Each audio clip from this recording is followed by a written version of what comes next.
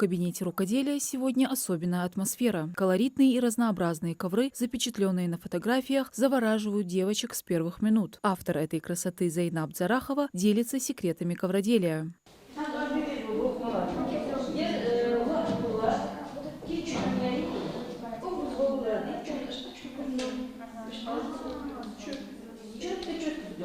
Учатся ковроделию девочки разных возрастов. Зайнаб Зарахова каждый шаг показывает наглядно и многократно, ведь это нелегкий процесс. Здесь нужна усидчивость и умение работать над ошибками. Девочки, в свою очередь, проявляют заинтересованность.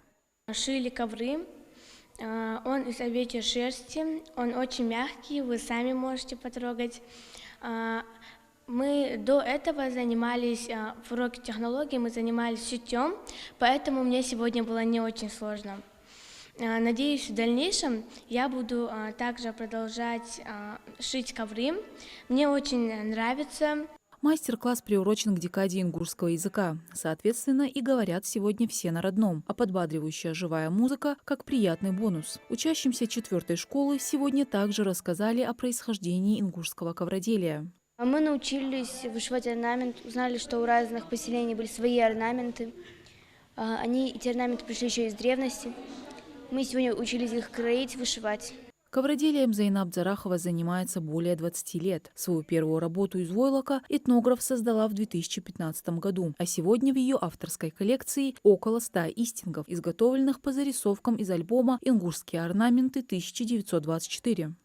Наши ковры включены во многие издания. Наши ковры просто поражают, потрясают своей красотой, глубиной, лаконичностью и многообразностью.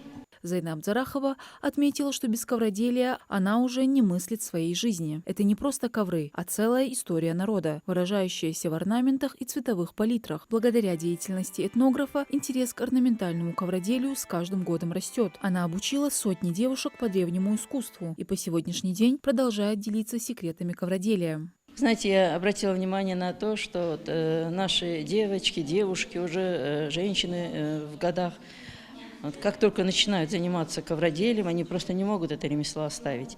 И что интересно, получается очень хорошо и у школьниц, вот у меня несколько разновозрастных групп, и у школьниц, и у студенческой аудитории, и у пожилых.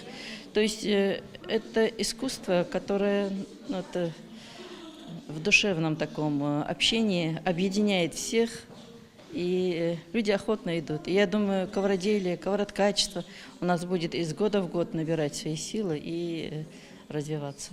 Такие мастер-классы Зайнаб Зарахова периодически проводит в различных учебных заведениях. Наша основная цель – возрождение древнего ингушского искусства, отметила этнограф. Мадина Цоро, Билал Ахильгов, Магаз, 24.